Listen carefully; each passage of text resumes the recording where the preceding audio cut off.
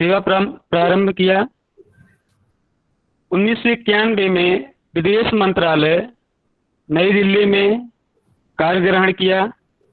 तत्पश्चात 1994 में Indian bank में सहायक प्रबंधक राजभाषा के रूप में कार्य ग्रहण किया एवं लगभग 20 वर्षों की सेवा के पश्चात मुख्य प्रबंधक राजभाषा के पद से कार्यमुक्त होकर नवंबर 2014 में एनएमडीसी मुख्यालय हैदराबाद में सहायक महाप्रबंधक राजभाषा के रूप में राजभाषा विभाग के विभागाध्यक्ष का कार्यभार संभाला। वर्तमान में सर उप महाप्रबंधक राजभाषा के पद पर कार्यरत हैं। बेंगलुरु, नई दिल्ली, विजयवाड़ा, लखनऊ, मुंबई, हैदराबाद आदि स्थानों पर अब तक 34 वर्षों का राजभाषा कार्यान्वयन का अनुभव है। लगभग 150 से अधिक कार्यशालाओं के आयोजन तथा अन्य संस्थानों में राजभाषा सेमिनारों, कार्यशालाओं आदि में प्रत्येक वर्ष राजभाषा के विभिन्न पहलुओं पर चर्चा, सत्रों तथा दूरदर्शन पर राजभाषा परिचर्चा में प्रतिभागिता करती रही है। विभिन्न पुरस्कारों की श्रृंखला में विगत एक वर्ष में भारत सरकार से राजभाषा कीर्ति पुरस्कार, इस्पात मंत्रालय की राजभाषा शील्ड प्रथम, नगर राजभाषा कार्यान्वयन समिति की राजभाषा शील्ड प्रथम पुरस्कार जैसे अन्य विभिन्न सम्मानों से सर सम्मानित किए गए हैं। अब मैं चाहूंगा आदरणीय विभागाध्यक्ष राजेंद्र पाठक सर का स्वागत करें और कार्यक्रम को आगे बढ़ाने। विश्व हिंदी दिवस के अवसर पर आज राजभाषा की समस्याओं और उसके समाधान पर बात करने के लिए विशिष्ट वक्ता के रूप में मैं विभाग की तरफ से श्री रुद्रांश मिश्र जी का हार्दिक स्वागत करता हूं। आज़ादी के अमृत महोत्सव के वर्ष में राजभाषा की समस्या और समाधान पर बातचीत हो रही है। यह एक तरफ समस्या का द्योतक है, एक विडंबना भी है।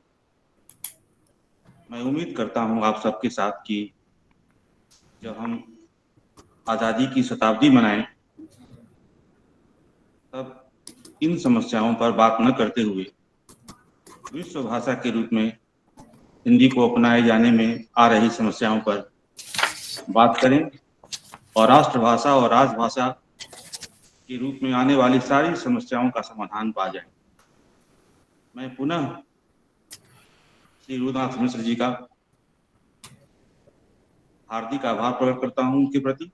उन्होंने बहुत संक्षिप्त समय में हमारा आग्रह स्वीकार किया, निवेदन स्वीकार किया है। आप जो लोग जुड़े हैं इस आयोजन से, मैं आप सबके प्रति भी हार्दिक आभार प्रकट करता हूं और विश्व हिंदी दिवस की हार्दिक शुभकामनाएं देता हूं।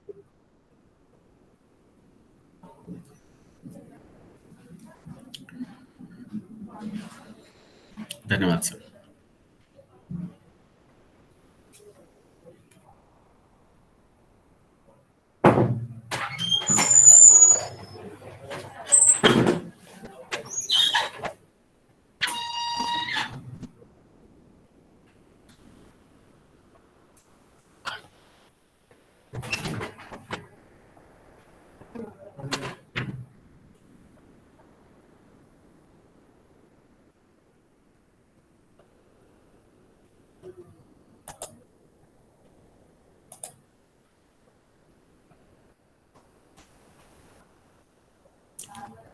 नमस्कार सर, क्या मैं सत्र का प्रारंभ करूं? आपकी आवाज नहीं आ रही है। जी बिल्कुल बिल्कुल, शुरू करें जी। धन्यवाद। हम लोग आप ही का इंतजार कर रहे हैं। ओह धन्यवाद। सर्वप्रथम हैदराबाद विश्वविद्यालय के हिंदी विभागाध्यक्ष आदरणीय डॉक्टर पाठक जी, विभाग के अन्य सभी सम्मानीय गुरुजन, को मैं प्रणाम करता हूं और इस संगोष्ठी में उपस्थित प्रिय शोधार्थी और विद्यार्थी मित्रों का मैं स्वागत करता हूं। सर्वप्रथम विश्व हिंदी दिवस की हार्दिक शुभकामनाएं और बधाइयां। मेरे लिए आज का दिन बहुत महत्वपूर्ण है, जब अपने कार्य क्षेत्र से संबंधित विषय पर अपनी समस्याओं का जिक्र करने का अवसर विद्वज्जनों के सामने रख मिला है। इस चर्चा में उन समस्याओं का जिक्र है जो बहुधा हमें अपने कार्य के दौरान जिनका सामना करना पड़ता है और हम अपने विवेक से उसको सुलझाते भी हैं, उन समस्याओं को, और आगे बढ़ने की कोशिश करते हैं। लेकिन यदि किसी समस्या का समाधान संतोषजनक रूप से और सर्वमान्य रूप से प्राप्त करना है तो भारतीय परंपरा रही है कि गुरुजनों के पास जाया जाए, और आज संयोग है कि मुझे गुरुजनों के सामने आने का एक विद्यार्थी के रूप में मौका मिला है और मैं अपनी समस्याएं और जो भी मेरे पास समाधान है उनको आपके समक्ष रखूंगा और आपके विचारों को भी जानना चाहूंगा। आपको याद ही है कि 10 जनवरी 1975 में प्रथम विश्व हिंदी सम्मेलन नागपुर में आयोजित किया गया था और इसी को आगे चलकर 10 जनवरी को विश्व हिंदी दिवस मनाने की एक परंपरा शुरू हुई। हालांकि अब मॉरिशस में पिछला विश्व हिंदी दिवस आयोजित किया गया था 1918 में 2018 में, और आगे शीघ्र ही शायद अगले वर्ष फिर आयोजित किए जाने की संभावना है। यहाँ पर वैश्विक स्तर पर हिंदी के प्रचार प्रसार की बात चल रही है और उसे संयुक्त राष्ट्र संघ की एक आधिकारिक भाषा बनाने के भी प्रयास चल रहे हैं। दूसरी ओर देश में राजभाषा के रूप में इसके प्रसार और विस्तार पर बहुत बल दिया जा रहा है ताकि देश की राजभाषा के रूप में तेजी से हिंदी प्रगति करके विश्व राजभाषा के रूप में स्थान ग्रहण कर सके। जैसा कि अभी आदरणीय डॉक्टर पाठक ने कहा कि हम विश्व भाषा के रूप में हिंदी को जल्दी ही स्थापित कर सकें और समस्याओं का निदान कर सकें। और ये भी सही है कि आज जब आजादी के अमृत महोत्सव में भारत स्वतंत्रता से आत्मनिर्भरता की ओर बढ़ रहा है तो भाषाई आत्मनिर्भरता भी इसका एक बहुत महत्वपूर्ण मुद्दा है और हमें भाषाई रूप से भी आत्मनिर्भर होने की आवश्यकता है। जहां तक राजभाषा हिंदी का प्रश्न है, राजभाषा के रूप में हिंदी का कार्यान्वयन उतना सुगम नहीं है जितना कि अमूमन इसको मान लिया जाता है। कभी कभी तो ये धारा के विपरीत बहने के समान दुष्कर हो जाता है। वास्तव में क्या चुनौतियां हैं या क्या समस्याएं हैं, मैं उनको आपके समक्ष रखना चाहता हूं। सर्वप्रथम हम भाषा के स्तर पर लेते हैं। भारत के संविधान में धारा 343(1) में ये कहा गया है कि देवनागरी लिपि में लिखी जाने वाली हिंदी भारत संघ की राजभाषा होगी।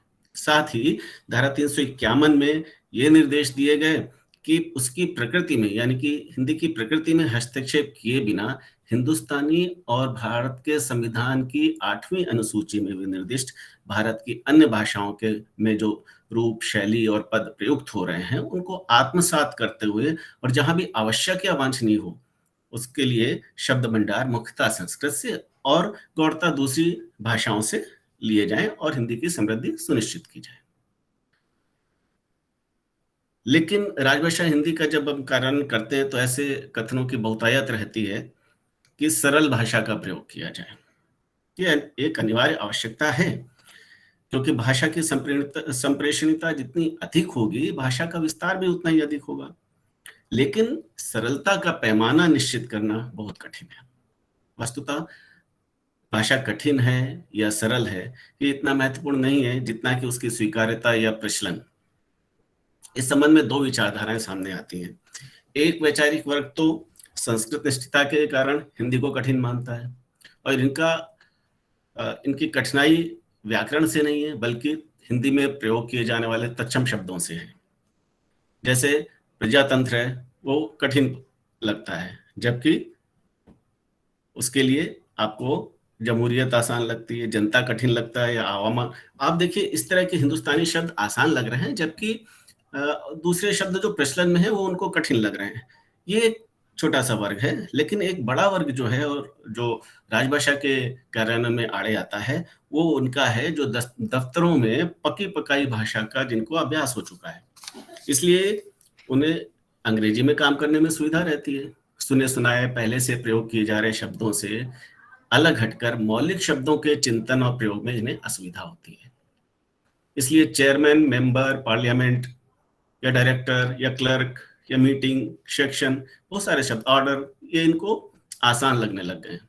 लेकिन यही हिंदी में पहले से प्रचलित शब्द सदस्य, निदेशक, लिपिक, आदेश, बैठक, ये सब कठिन या अजनबी लगते हैं।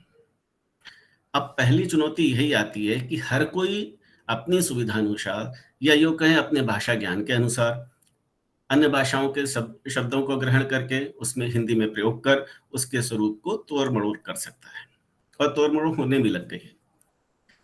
लेकिन इसमें हम एक बात भूल जाते हैं कि संविधान में कहा गया है कि हिंदी की प्रकृति में हस्तक्षेप किए बिना इस निर्देश को हम या तो जानबूझकर या अनजाने में दरकिनार कर रहे हैं, और राजभाषा में सब चलता है, ये मूल मंत्र बना लिया है। इससे हिंदी का स्वरूप उतना अच्छा नहीं रहा है और विकास की यात्रा भी संभवतः उतनी आसान नहीं रहेगी। कुछ उदाहरण आपको दिखते हैं, और ये सिर्फ बोलचाल में ही नहीं, ये लिखित भाषा में भी प्रयोग किए जा रहे हैं। जैसे डबल होंगी सिंगल लेन सड़कें, सरकार का ध्यान अब जॉब क्रिएशन की ओर अधिक, या इनकम टैक्स रेट में कोई बदलाव नहीं, या जीएसटी की दरें आधी रात से प्रभावी हो गई। अब सरलता के नाम पर पहले से प्रचलित हिंदी शब्द जैसे सेवानिवृत्ति, निलंबन, इनकम टैक्स के लिए आयकर या जीएसटी के लिए वस्तु एवं सेवा कर प्रचलित हो गया है, उसको ना लिख करके अंग्रेजी के शब्दों को देवनागरी में लिपि में लिख रहे हैं। तो इससे भाषा का, मैं समझता हूँ, ह्रास ही हो रहा है।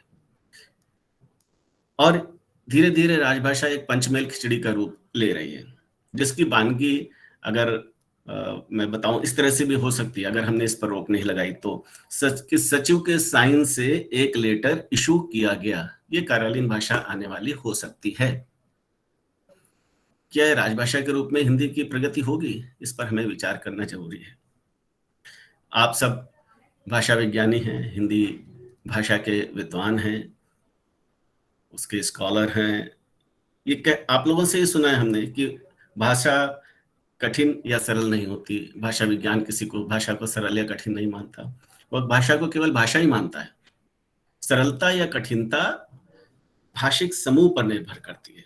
इसलिए हिंदी की कठिनाइयां राजभाषा के रूप में अलग अलग क्षेत्रों में अलग अलग हैं। इनका समाधान लक्ष्य को देखकर किया जा सकता है।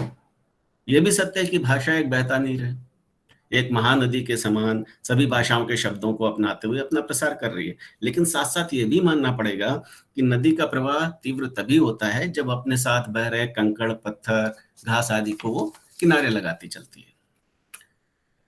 ये भी ध्यान देना जरूरी है कि भाषा की प्रकृति से खिलवाड़ न किया जाए। ऐसे शब्दों, वाक्य विन्यासों से दूरी बनाई जाए जो उसके सरल स्वरूप को बाधित करते हैं। ये ध्यान रखना कि मुख्यतः संस्कृत से, जो संविधान में दिया गया है जब राजभाषा की बात करते हैं, कि मुख्यतः संस्कृत से और गौड़ता अन्य भाषाओं से शब्दों को ग्रहण करने की अनुमति दी गई है। लेकिन आज स्पष्ट रूप से देखा जा सकता है कि अन्य भारतीय भाषाओं के प्रचलित शब्दों को अपनाने की बजाय अधिकांशतः अंग्रेजी के शब्द हमारी राजभाषा में समा गए हैं। अभी हाल ही में कोरोना महामारी आई, इससे नए शब्द उपजे और उनको अंग्रेजी से यथावत लेने की एक जो परंपरा शुरू हुई है वो कतई लाभदायक नहीं है। विषाणु वायरस से हार गया। विषाणु बहुत पहले से प्रचलित था, लेकिन अब वायरस शब्द आया, उससे विषाणु हार गया। क्वारंटाइन के लिए संगरोध, हालांकि देखने में कठिन प्रतीत होता है, लेकिन जब मैं नौकरी में आया था तो एक छुट्टी हुआ करती थी, संगरोध छुट्टी, उसको हम लोग लिखते थे। अब लिखना भूल गए। अब क्वारंटाइन के लिए क्वारंटाइन ही रहेगा, वो चल पड़ा। लॉकडाउन बहुत आसान सा शब्द है, लॉकडाउन। अब लॉकडाउन के लिए तालाबंदी हम लोग भूल चुके हैं। ये भाषा का क्रमिक विकास है या क्षय है, ये सोचने वाली बात होगी। हमें ये कहने में बिल्कुल संकोच नहीं होता कि सैकड़ों लोग इन्फेक्टेड हो गए, चाहे वह व्याकरणिक रूप से गलत हो तो भी। लेकिन ये कहने में हमारी जबान लड़खड़ाती है कि सैकड़ों लोग संक्रमित हो गए, चाहे वो कितना भी शुद्ध हो और कितना भी प्रचलित हो। कितना आसान है अगर आप कहें कि आप शारीरिक दूरी बनाए रखें और संक्रमण से बचें। लेकिन हमें क्या लिखना पड़ रहा है? कृपया सोशल डिस्टेंसिंग बनाए रखें तथा इन्फेक्शन से बचें। क्या हम अंग्रेजी में लिख सकते हैं कि please provide me please provide me विवरण ऑफ योर वार्षिक इनकम। क्या आप लिख सकते हैं? नहीं लिख सकते, संभवतः नहीं, क्योंकि ये भाषा की मर्यादा के विरुद्ध होगा। फिर राजभाषा के नाम पर ऐसे प्रयोग की अनुमति हिंदी में क्यों दी जाए? ये सोचने वाली बात है। ये राजभाषा के रूप में ये प्रगति इस तरह होगी जैसे नदी का पहाड़ तो बहुत बड़ा हो रहा है, लेकिन उसकी गहराई धीरे धीरे कम होती चली जा रही है। ऐसे में दीर्घकालीन विकास की बात संभवतः कठिन होगी। हालांकि मेरी राय जो मैंने आपको दी उसका अर्थ ये कदापि नहीं है कि दूसरी भाषाओं के शब्दों को अपनाया ही ना जाए या हर शब्द का अनुवाद कर दिया जाए। ऐसे शब्दों का भी अनुवाद कर दिया जाए जिनकी संकल्पना हमारे पास नहीं है। वास्तव में राजभाषा के रूप में हिंदी का प्रयोग बढ़ाने के लिए भारतीय भाषाओं तथा संस्कृत से प्राप्त शब्दों के बीच सामंजस्य स्थापित करना होगा। शब्द वही प्रचलित होते हैं जो संकल्पना को सुगमता से व्यक्त कर सकते हैं। कंप्यूटर के लिए संकलित्र या कैलकुलेटर के लिए संगणक जैसे शब्द प्रचलित नहीं हो पाए, ये अमृतप्राय हो गए। तभी तो ट्विटर के लिए ट्विटर और व्हाट्सएप के लिए व्हाट्सएप शुरू हो गया। ये इसलिए नहीं हुए क्योंकि इनकी संकल्पना हमारे पास नहीं थी, इसलिए इनको अपना लेना उसी तरह से ठीक भी था। इसलिए हमें दोनों विचारधाराओं के बीच में सामंजस्य रखते हुए ही कार्य करना होगा। प्रशासन में पहले से ही प्रचलित जो शब्द हैं उनको अपनाना एक उपाय है, तो नई विदेशी संकल्पनाओं को देवनागरी रूप में लिख देना एक दूसरा उपाय है। इसके साथ साथ नई संकल्पनाओं को गढ़ना भी जरूरी है। अगर हमारे पास भारतीय संकल्पना है या प्रचलित शब्द हैं तो उन शब्दों को बनाना, नए शब्दों को गढ़ना उनसे, ये भी जरूरी हो रहा है। ये ठीक है, परिवर्तन की प्रक्रिया भाषाओं को गतिशील बनाती है और ये गतिशीलता ही उनका प्राण भी है। हिंदी भाषा भी विश्व परिदृश्य में अपना स्थान, नई पहचान बना रही है। उसका स्वरूप निरंतर परिवर्तनशील होगा, क्योंकि परिवर्तन ही विकासशील भाषा की पहचान है। और इस परिवर्तन से राजभाषा की सकारात्मक संभावनाएं अवश्य दिख रही हैं, जो स्वागत योग्य है। बस ध्यान देने योग्य यही है कि अंग्रेजी के बजाय अगर हमें शब्दों को लेना पड़े तो हमें प्राथमिकता भारतीय भाषाओं के प्रचलित शब्दों को देनी चाहिए। इससे हिंदी का विकास भी होगा। भारतीय भाषाएं और हिंदी दोनों की प्रकृति लगभग एक सी है। हम दूसरा पक्ष लेते हैं, संवैधानिक स्तर पर क्या चुनौतियां हमारे पास आती हैं। हिंदी को भारत की राजभाषा बनने का गौरव 1949 में प्राप्त हुआ।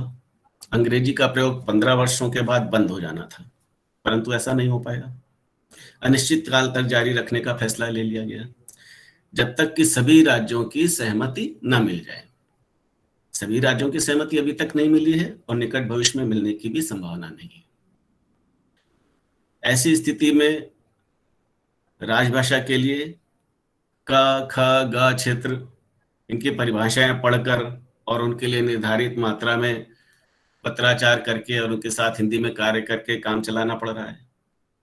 इस जब काम करेंगे उससे पहले कानूनी अनुच्छेद भी पढ़ लेना जरूरी होता है। कहीं ऐसा ना हो कि अति उत्साह में आकर कुछ ऐसा ज्यादा हिंदी में काम कर जाएं जो कानून के उल्लंघन के दोषी बन जाएं। ये कानूनी जो समस्याएं हैं, संवैधानिक जो अधिनियम और नियम बनाए गए हैं, उनमें कुछ ना कुछ सुधार लाने की अवश्य आवश्यकता है। आप कानूनी दस्तावेज बना लीजिए, हिंदी में अनुवाद कर लीजिए, लेकिन उसके बाद विवाद की स्थिति में अंग्रेजी पाठ मान्य होगा। इसका अर्थ यह भी एक तरफ निकलता है कि हमें अभी तक ये आत्मविश्वास ही नहीं हुआ है कि हिंदी में हम स्पष्ट रूप से अभिव्यक्ति कर सकते हैं, या फिर वर्षों से चले आ रहे ढर्रे को हम बदलना ही नहीं चाहते और आम नागरिक को कानूनी ज्ञान से भी वंचित रखना चाहते हैं।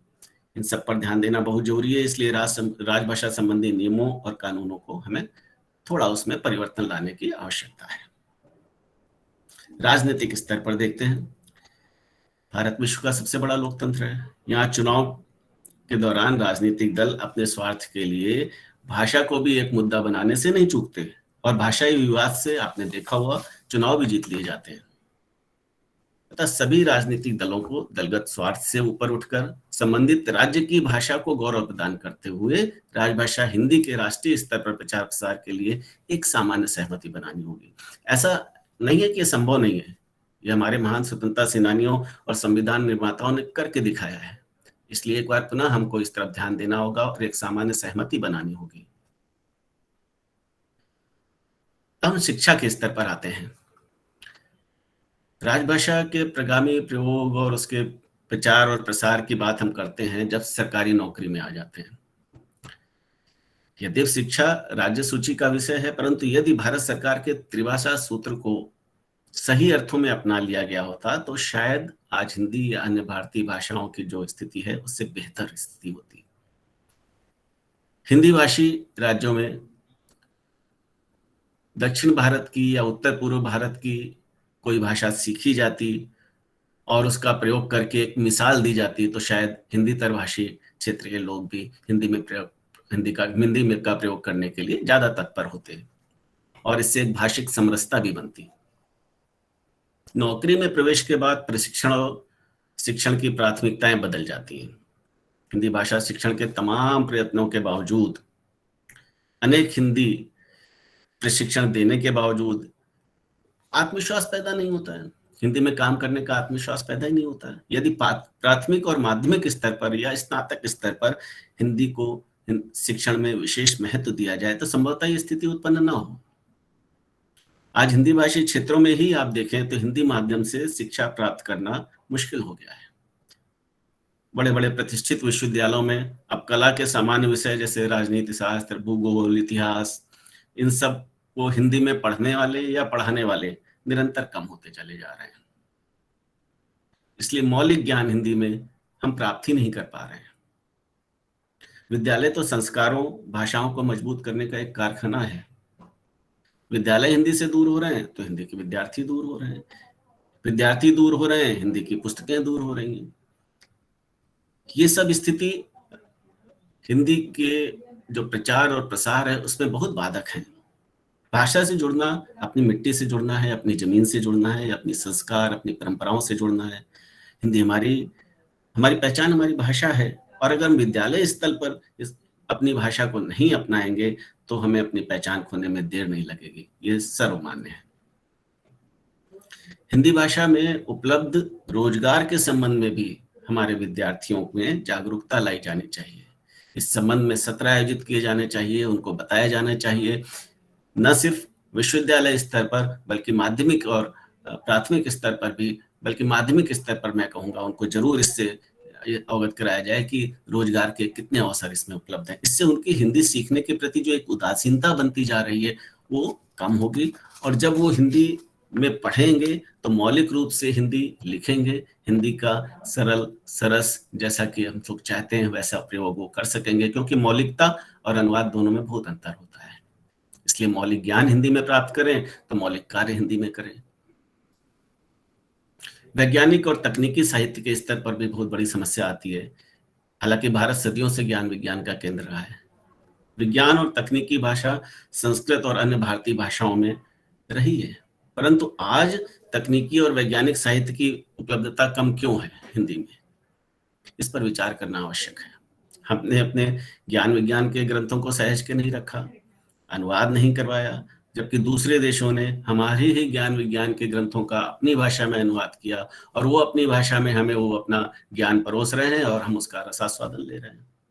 हम मान बैठे हैं कि तकनीकी ज्ञान हम उनकी भाषा में ही प्राप्त कर सकते हैं, अतः विद्वजनों को इस ओर ध्यान देना होगा। इस प्रकार के साहित्य का अनुवाद हिंदी में करके जागरूकता बढ़ानी होगी। समस्या ये नहीं कि हमारे पास तकनीकी ज्ञान नहीं है, समस्या उसका हमारी भाषा में प्रचार और प्रसार करने की है। कहते हैं कि पुस्तकें सभ्यता का वाहक होती हैं, पुस्तकों के बिना इतिहास मौन है, साहित्य गूंगा है, विज्ञान अपंग है। पुस्तकें समय के समुद्र में खड़ा प्रकाश स्तंभ है। अतः विज्ञान की और प्रौद्योगिकी की पुस्तकें विश्वविद्यालय स्तर से लेकर शोध स्तर तक उपलब्ध कराना एक बड़ी चुनौती है, जिसे सभी विद्वजनों को स्वीकार करना होगा और इस साहित्य में निश्चित रूप से वृद्धि लाने की बहुत आवश्यकता है। सूचना प्रौद्योगिकी और आधुनिक संचार के माध्यमों में हम अगर देखें तो संचार के तेजी से बढ़ते साधनों में हिंदी की जगह बनी है, वो अपने हिंदी ने अपनी जगह बनाई है। ट्विटर, व्हाट्सएप, फेसबुक वगैरह पर हिंदी देखी जा सकती है, लेकिन अगर अभी भी हम अंग्रेजी से तुलना करें तो ये नाम मात्र की ही है। इंटरनेट पर हमें हिंदी की सामग्री बढ़ाने की बहुत आवश्यकता है। अधिक से अधिक वैज्ञानिक एवं तकनीकी लेख, साहित्य या साहित्य की विभिन्न विधाओं पर पुस्तकें, आलोचनात्मक ग्रंथ इंटरनेट पर उपलब्ध कराए जाएं, तो इंटरनेट पर हिंदी के प्रयोगकर्ता भी उसी तरह से बढ़ेंगे। इसी प्रकार अगर राजभाषा के रूप में हिंदी का प्रयोग सरकारी कार्यालयों और संस्थानों में देखा जाए तो ईमेल के द्वारा कितना हिंदी का प्रयोग किया जा रहा है। मात्र संलग्नक लगाकर भेज देना पत्र पर्याप्त नहीं है, नए नए सॉफ्टवेयरों में हिंदी का प्रयोग भी विचारणीय है। यदि सॉफ्टवेयर द्विभाषी सुविधा वाले हैं तो कितने लोग इसमें हिंदी में काम कर रहे हैं। मात्र शीर्षक लिखकर या टेम्पलेट हिंदी में बनाकर उसमें नाम भर देना और उसको भेजकर प्रोत्साहन राशि ले लेना, ये एक परंपरा जो बनी है, इसको किसी तरह से हटाना होगा। हम कब तक द्विभाषी फॉर्मेट या टेम्पलेट बनाकर काम करते रहेंगे? ये द्विभाषीकरण तो राजभाषा अधिकारी ही कर देता है, फिर संबंधित डेस्क ने क्या काम किया? इसलिए कोई भी ऑपरेटिंग सॉफ्टवेयर हिंदी में काम करने में सक्षम होना चाहिए जब वो खरीदा जाए, लगाया जाए और उसी समय उसमें प्रयोग का भी प्रशिक्षण दिया जाए, ताकि अंतिम प्रयोगकर्ता जो है उसको इसके प्रयोग में कोई कठिनाई ना आए और बाद में कस्टमाइजेशन का जो खर्चा है और उसमें जो समय लगता है वो भी समाप्त किया जा सके। नहीं तो ये सांप निकल जाए फिर लाठी पीटने वाली बात हो गई, क्योंकि हिंदी अधिकारी की बैसाखी के सहारे आखिर कब तक चला जाएगा, और चला भी जाए तो क्या उस बैसाखी के सहारे लक्ष्यों को प्राप्त किया जा सके, इस महान लक्ष्य को? अगर हम देखें बाजार और निवेश की भाषा, आज हिंदी एवं भारतीय भाषाओं का बाजार में हिस्सा बढ़ा है, परंतु अधिकांशतः ये विज्ञापनों में ही दृष्टिगोचर होता है। भारतीय हो या विदेशी, सभी कंपनियां हिंदी और भारतीय भाषाओं में विज्ञापन पेश कर अपने उत्पाद की बिक्री कर रही है और उनके उत्पाद की बिक्री बढ़ भी रही है। इससे उनकी पहुंच भारत के हर भौगोलिक क्षेत्र में हो गई है। परंतु अगर आप निवेश की बात करें तो आज भी शेयर बाजार, म्यूचुअल फंड, इससे संबंधित जानकारियां अधिकांशतः अंग्रेजी में उपलब्ध है, या यूं कहें कि अधिकृत जानकारियां अंग्रेजी में ही उपलब्ध है। आपको अपना डीमैट खाता खोलना है, आईपीओ में आवेदन करना है, शेयर अंतरण करना है, तो आपको अंग्रेजी का सहारा लेना ही पड़ता है। इस दिशा में शीघ्र ही कदम उठाए जाने की आवश्यकता है। जो लिस्टेड कंपनीज हैं, सूचीबद्ध कंपनियां जो हैं, उनको भी राजभाषा कार्यान्वयन के दायरे में पूरी तरह से लाना होगा। सरकारी सहायता जो एजेंसियां प्राप्त कर रही हैं, उनको पर भी राजभाषा नियम लागू किए जाएं और सरकारी कार्यालयों की तरफ उन पर भी निगरानी रखी जाए, क्योंकि आने वाला जो प्राइवेटाइजेशन का युग है उसमें फिर हिंदी का प्रयोग एकदम समाप्त हो जाएगा। इसलिए इसको भी हमें ध्यान रखने की आवश्यकता है, नहीं तो हम जहां से चले थे वहीं पर वापस लौट जाएंगे। राजभाषा संघ सरकार की राजभाषा हिंदी है। अब हम देखेंगे राज्यों की भाषा के रूप में हिंदी के प्रयोग में क्या किया जाए, जो राज्यों में भी राज्य और केंद्र के बीच में, केंद्र और राज्य के बीच में, या राज्यों में राजभाषा का प्रयोग किस तरह से बढ़े। जिन राज्यों ने अपनी प्रथम राजभाषा हिंदी को मान लिया है, उनको भी राजभाषा नियमों या आदेशों के दायरे में लाया जाए, क्योंकि शब्दावली की एकरूपता बहुत आवश्यक है। कुछ राज्यों में ऐसी शब्दावली प्रयोग की जा रही कि वहां के शब्द हिंदी भाषियों को भी समझ में नहीं आते जिन्होंने हिंदी पढ़ी है। हालांकि वो हिंदी के ही शब्द हैं, हो सकता है वो किसी बोली से लिए गए हों, लेकिन जब हम काम करते हैं तो उसमें शब्दों की एक रूपता होने से, एक राज्य से दूसरे राज्य में जब हम कोई सूचना भेजते हैं तो उसमें जानकारी स्पष्ट रूप से मिलती है। साथ ही क्या होता है कि एक बहुत अच्छा तकनीकी स्तर पर काम हुआ है कि यूनिकोड का प्रयोग किया जाए, टाइपिंग में, अपने संदेश भेजने में यूनिकोड का प्रयोग किया जाए, तो उससे सुविधा ये रहती है कि हम कहीं भी बैठ के मेल में अगर भेज रहे हैं या किसी भी दूसरे साधन से भेज रहे हैं तो वहां पर दिखाई पड़ता है, वो पढ़ सकता है उसको। लेकिन राज्यों में क्या है, अभी भी पुराने फॉन्ट्स यूज किए जा रहे हैं, जैसे कृतिदेव और वो जब पत्राचार करते हैं या अपने कोई दस्तावेज भेजते हैं और कृतिदेव में भेजते हैं, मेल करते हैं, तो जंग कैरेक्टर्स हो जाते हैं, ऐसे ऐसे अक्षर जो दिखाई नहीं पड़ते, समझ में नहीं आते कि क्या है। तो ये सब जो पहले से ही केंद्र सरकार में लागू कर दिया गया है, वो राज्य सरकारों में भी उनको धीरे धीरे लाने की कोशिश की जाए, ताकि एक जो तारतम्यता है वो बनी रहे, और तभी दोनों राज्य और केंद्र दोनों के बीच में जो संप्रेषण है वो ज्यादा अच्छा हो सकेगा। अगर मानसिक स्तर पर ले तो सबसे बड़ी तो हमारी मानसिक स्थिति है कि अगर हम हिंदी का प्रयोग करना चाहें तो किसने मना किया है, हम करेंगे प्रयोग। लेकिन मन के हारे हार है, मन के जीते जीत। कार्यालयों में राजभाषा का प्रयोग बहुत बड़ी मानसिकता को दिखाता है। प्रथमतः आपको हिंदी में काम करने के लिए मौलिक रूप से लिखना पड़ता है, और पीछे का पन्ना देख के आगे उसकी नकल करने, या कंप्यूटर की भाषा में कहें तो कॉपी और पेस्ट करने की जो एक सुविधा है वो उसमें नहीं मिलती, क्योंकि मौलिक रूप से आप कर रहे हैं। लेकिन एक बार हिंदी में आपने लिखना शुरू कर दिया तो आपको ये प्रक्रिया हिंदी में भी उसी तरह से कर सकते हैं, कॉपी पेस्ट वाली। लेकिन ये शुरुआत करने वाली बात है। कभी कभी ऐसा भी होता है कि फाइलों पर हिंदी में लिख के भेज रहे हैं जो अधिकारी, उनको लगता है कि ऊपर जो अधिकारी के पास फाइल जा रही है वो इसको अच्छे से नहीं लेगा, देर से निपटाएगा, उसको समझ में नहीं आएगा। या एक और बड़ी बात है कि उसे ये लगेगा कि जिसने भी हिंदी में लिख के भेजा है उसको अंग्रेजी का ज्ञान नहीं है। और ये सबसे बड़ी बात है, क्योंकि उनको ये मालूम ही नहीं है कि भाषा वास्तव में सिर्फ एक संप्रेषण का माध्यम है। चाहे आप हिंदी भाषा में कर रहे हैं या अंग्रेजी भाषा में, अगर आप संप्रेषण आपका अच्छा है, आप उसको अच्छी तरह से बता पा रहे हैं, तो वही भाषा अच्छी है।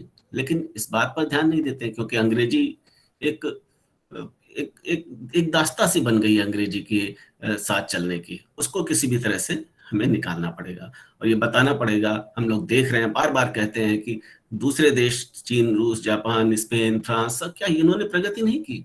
इन्होंने भी अपनी भाषा के माध्यम से प्रगति की है, और उनके यहाँ सरकारी कामकाज उनकी भाषा में हो रहा है, बिना किसी रोक टोक के, बिना किसी बाधा के।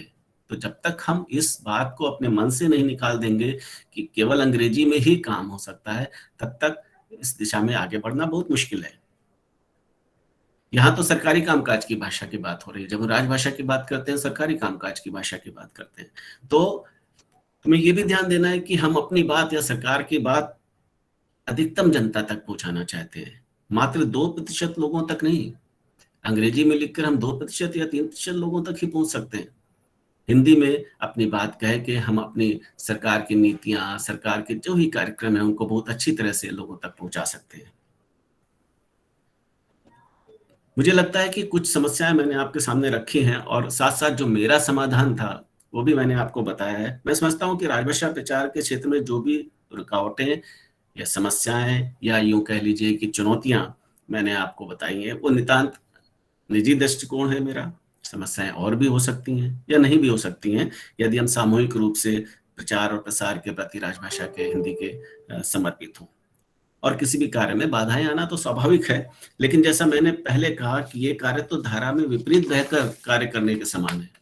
फिर समस्याओं को पार कर राजभाषा अपने लक्षित उद्देश्य तक अवश्य पहुंचेगी, मेरा ये पूरा विश्वास है कि पहुंचेगी। लेकिन हमें उस पर, जो मैंने आपको अपनी बातें बताई, उस तरफ थोड़ा ध्यान देना होगा, और उससे आगे भी बढ़कर हमें चर्चाएं करनी होंगी कि कहाँ पर रुकावटें आ रही हैं और किस तरह से हम रुकावटों को दूर करके आगे बढ़ सकते हैं। और जैसा कि डॉक्टर पाठक साहब ने कहा कि अगली बार हम ये ना कहें कि हमारी ये समस्याएं हैं, बल्कि हम ये कहें कि भारत की भाषा हिंदी विश्व मंच पर स्थापित हो चुकी है, और संयुक्त राष्ट्र संघ में भी उसे एक आधिकारिक भाषा के रूप में, न सिर्फ भारत की राजभाषा के रूप में, बल्कि विश्व की एक राजभाषा के रूप में स्थान मिल सका है। इसी के साथ मैं अपनी बात को समाप्त करता हूं, और मैं ये समय देता हूं आपको कि अगर आप कुछ इस बारे में चर्चा करना चाहें, क्योंकि बहुत सी समस्याएं ऐसी हैं जो आपके स्तर पर लगता हो आपको कि ये नहीं है, या दूसरी कुछ समस्याएं हो, तो उन पर भी चर्चा करेंगे, क्योंकि चर्चा से ही कुछ समाधान मिल सकता है।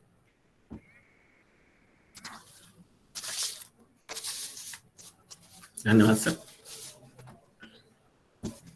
बहुत बहुत धन्यवाद सर आपको, अपने हम लोगों को इतना महत्वपूर्ण चीजों से अवगत कराया। सर मेरा एक सवाल ये था कि अगर हम लोग ये सोचते हैं, समझते हैं कि परिवर्तनशीलता के साथ जो है हिंदी को हम समृद्ध कर सकते हैं, तो ऐसे में अंग्रेजी जो आज वैश्विक भाषा है और हम हर तरफ से अंग्रेजी का आक्रमण झेल रहे हैं, हिंदी नहीं भारत की और भी जितनी क्षेत्रीय भाषाएं हैं, तो ऐसे में हम लोग किस तरीके से कोशिश कर सकते हैं उसके प्रभाव से हम लोग बचे रह पाएं और अपने आप को, अपनी भाषा को समृद्ध बनाते हुए एक वैश्विक मानक दे पाएं? जी जी, बहुत अच्छा प्रश्न है आपका। देखिए, मैंने जैसा आपसे पहले कहा कि जहां ऐसे शब्द आ रहे हैं जिनकी संकल्पनाएं हमारे पास नहीं, क्योंकि अंग्रेजी से बहुत सारे नए नए शब्द आ रहे हैं, उनको तो हम उसी तरह से देवनागरी लिपि में लिखकर अपना सकते हैं, अपनी भाषा की अपना जो है सामर्थ्य बढ़ा सकते हैं। लेकिन हमें साथ साथ ये ध्यान रखें कि क्या बहुत सारे शब्द हमारे पास ऐसे पहले से उपलब्ध नहीं है। जैसे मैंने आपको गिनाया, उन शब्दों को अगर हम प्रयोग करेंगे, भाषा प्रयोग से चलती है, जब तक आप उनको प्रयोग में नहीं लाएंगे। मैं एक शब्द आपको बताता हूँ जो अक्सर मैं बात करता हूँ अपने, जब मैं यहाँ पर कार्यरत हूँ तो एक बेनिफिशिएशन शब्द आता है, बेनिफिशिएशन। अब बेनिफिशिएशन शब्द जो है अंग्रेजी का शब्द है और उसका अर्थ समझ में आ रहा है, किसी भी उत्पाद को और अधिक लाभप्रद बना देना, उसको और अधिक उपयोगी बना देना, ठीक है। इसके लिए एक लाभप्रदता शब्द प्रचलित है। लेकिन अगर वो लाभप्रदता शब्द अर्थ नहीं दे रहा है तभी हम बेनिफिशिएशन को अपनाएं। ऐसा नहीं कि हमारे पास शब्द नहीं है, तो शब्दों को ले, जरूर ले। वैश्विक भाषा हिंदी अंग्रेजी है तो हिंदी भी वैश्विक भाषा बनेगी, इसमें कोई दो राय नहीं। और हिंदी के बहुत सारे शब्द दूसरी भाषाओं में लिए गए हैं, अंग्रेजी में भी लिए गए हैं। लेकिन इसका मतलब ये कदापि नहीं है कि हम हर शब्द को अपना लें। आप अपनाते चलिए जैसे जैसे शब्द, अगर आपके पास कोई शब्द नहीं है, अंत में आप अंग्रेजी के शब्द को देवनागरी लिपि में लिखिए या उसकी जो छाया है शब्द की उसको चलाने की कोशिश करिए। अगर वो चल गई तो ठीक है, अगर भाषा को अपनाया नहीं गया, लोगों ने नहीं अपनाया, तो अपने आप मृतप्राय हो जाएगी। लेकिन हर शब्द को अनुवाद नहीं करना है। मेरा ये मैं भाषा का शुद्धतावादी नहीं हूं कि शुद्धतावाद पे ही चलो कि नहीं, शुद्ध होनी चाहिए हर मामले में, लेकिन कम से कम ऐसे शब्द अपनाएं जो भारतीयता से मेल खाते हों। धन्यवाद सर।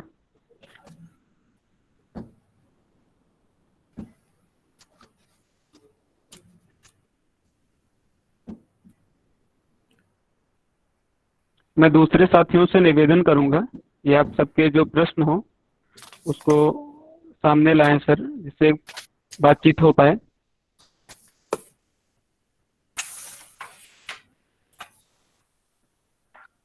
प्रणाम सर। प्रणाम। सर, जैसा कि अभी आपने बताया कि हिंदी में रोजगार के क्षेत्रों की कमी नहीं है, तो इसके लिए चाहिए कि लोगों को जागरूक किया जाए कि इस सेक्टर में भी आए और रोजगार मिल सकता है।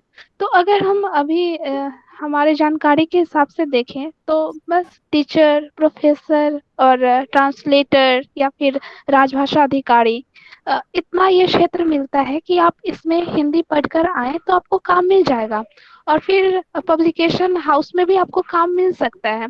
तो इससे इतर और भी कोई अगर रोजगार है आपके नजर में तो आप उसको बता सकते हैं सर। और दूसरी चीज कि आप वरिष्ठ हैं और आपको ऐसा लगता होगा कि सरकार को ऐसी नीति लानी चाहिए या फिर इस सेक्टर में हिंदी को अगर अधिक दर्जा दिया जाए, कोई ऐसा सेक्टर हो रोजगार का जिसमें कि अधिक से अधिक लोग जुड़े और सरकार को भी फायदा हो और फिर जनता को भी फायदा हो। जी निशा जी, आपका प्रश्न बहुत अच्छा है। अक्सर हम लोग जो बात करते हैं कि हिंदी में रोजगार की उपलब्धता पहले नहीं थी, अभी कम है, हम स्थिति नहीं से कम की तरफ बढ़ रहे हैं। लेकिन अब आप देखिए, मीडिया आपने छोड़ दिया, आज जो मीडिया है उसमें हिंदी की कितनी बड़ी रोजगार की संभावनाएं हैं। ये पहले कितने, आप आज से 10 साल पहले देखिए, टीवी चैनलों को देखिए, कहीं नहीं, बहुत कम नजर आते थे। आज देखिए एक नए नए टीवी चैनल आ रहे हैं जिसमें समाचार या आप रिपोर्टिंग के लिए बहुत सारे अवसर मीडिया में आपको मिल रहे हैं। और एक आप भारतीय मीडिया में अगर जाएं तो सबसे ज्यादा रोजगार के अवसर आपको हिंदी में ही मिल रहे हैं। तो एक नया क्षेत्र है, मैं ये नहीं कहता हूं कि बहुत बड़ा क्षेत्र है, लेकिन वास्तव में एक नया क्षेत्र है जिसमें हम आगे बढ़ रहे हैं। और जहां तक अध्यापन और अध्यापक की बात है, वो तो प्रारंभ से ही रहा है। दूसरी चीज जो आपने पूछी कि क्या कुछ नीतिगत बदलाव ऐसे लाए जाएं जिसमें रोजगार को बढ़ावा मिल सके, तो इस बात पर निरंतर चर्चा भारत सरकार कर रही है। अभी पिछले राजभाषा सम्मेलन में भी इस पर चर्चा हुई थी। और कुछ क्षेत्रों में जहां पर जैसे ऑल इंडिया लेवल की जो कॉम्पिटिशन्स हैं उसमें हिंदी को लाने की प्रयास किया जा रहा है। और मुझे लगता है कि अब शायद वो दिन दूर नहीं है जब ये ऑल इंडिया लेवल की जो अखिल भारतीय परीक्षाएं हैं उसमें हिंदी के ज्ञान को प्राथमिकता दी जाएगी। और बहुत सारे अभी भी ऐसे क्षेत्र हैं जहां पर हिंदी को प्राथमिकता दी जाती है। जैसे कि आप देखिए, जब हम अक्सर अपने संस्थानों में जो अंडरटेकिंग्स हैं उसमें जब रिक्रूटमेंट करते हैं तो उनसे ये बात अवश्य पूछते हैं कि आप अगर मान लीजिए आपको छत्तीसगढ़ क्षेत्र में काम करना है, मध्य प्रदेश में काम करना है, बिहार में काम करना है, उत्तर प्रदेश में काम करना है, क्योंकि सेंट्रल गवर्नमेंट के ऑफिस सब जगह हैं, तो उसमें ये पूछा जाता है कि आपको हिंदी भाषा का ज्ञान है कि नहीं है और किस स्तर का ज्ञान है।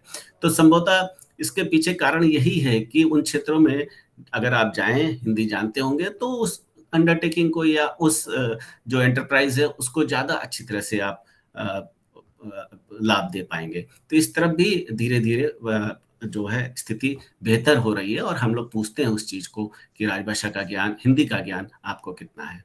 तो निराश होने की बात नहीं है, जो पहले स्थितियां थी उससे स्थितियां बदली हैं। मैं ये नहीं कहता कि बहुत ज्यादा बदल गई हैं, लेकिन जो नीतिगत बदलाव हैं वो सरकार उस पर विचार कर रही है और कई बड़े बड़े स्तरों पर, बड़े मंचों पर भी इस पर चर्चा हो रही है और शायद शीघ्र ही इसमें और कुछ परिवर्तन नौकरी में आने वाले हैं। सर नमस्ते। ओके मैं सर, कार्तिक बोल रहा हूँ धन्यवाद। कलकत्ता से।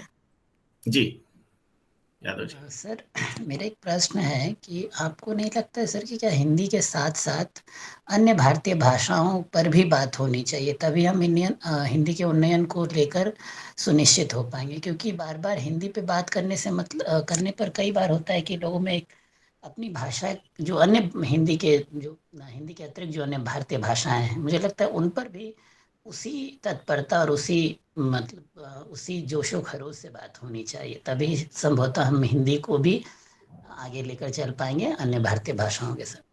कार्तिक जी, क्या मैं राय है? बिल्कुल आपकी बात से एकदम सहमत हूँ, क्योंकि और मैंने शुरुआत में इस बात को कहा भी है कि अन्य भारतीय, जब भी मैं हिंदी का कोई भी विरोध या ये कह लीजिए कोई भी उसका कंपटीशन, प्रतिस्पर्धा भारतीय भाषाओं के साथ बिल्कुल नहीं है, सिर्फ अंग्रेजी के साथ है। और भारतीय भाषाओं को हमेशा प्राथमिकता देना चाहिए और सभी राज्य उसको प्राथमिकता दे भी रहे हैं। हम हिंदी की बात सिर्फ और सिर्फ जब संघ की राजभाषा यानी केंद्र सरकार की भाषा होती है तभी उसके लिए हम उसका प्रयोग पर जोर देते हैं। अन्यथा राज्य की भाषा के रूप में राजभाषा कौन सी होगी, ये संबंधित राज्य, न सिर्फ ये बल्कि राजभाषा दिवस भी मनाने लग गए हैं अनेक राज्य इस बारे में, और केंद्र सरकार भी उनको पूरी सहायता कर रही है। अभी हमारे उपराष्ट्रपति महोदय ने बहुत अच्छा जो विज्ञान भवन में जो कार्यक्रम हुआ था उसमें बहुत अच्छी बात कही थी कि अब हिंदी बड़ी बहन नहीं है किसी राज्य की राजभाषा की, वो सहोदरी है। और ये एक जब मन में विचार आता है तो निश्चित रूप से राजभाषा को राज्यों की भाषा को कितना महत्व दिया जा रहा है उसके बारे में पता चलता है। और इसमें कोई शक नहीं कि राज्य की राजभाषाओं को भी हमें साथ में लेकर ही चलना पड़ेगा।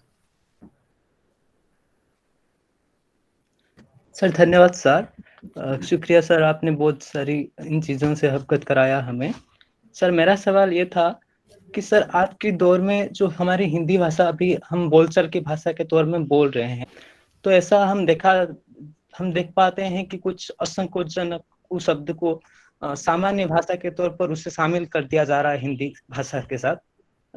टीवी, सिनेमा और यूट्यूब ऐसे बहुत सारी जगहों पर भी जो बहुत सारे लोग जुड़े हुए होते हैं, उन चीजों से वो सामान्य भाषा के तौर पर व्यवहृत हो जाता है। तो इसमें हिंदी भाषा को छेड़छाड़ की तरफ पर झेलना पड़ता है। तो इसका क्या समाधान हो सकता है?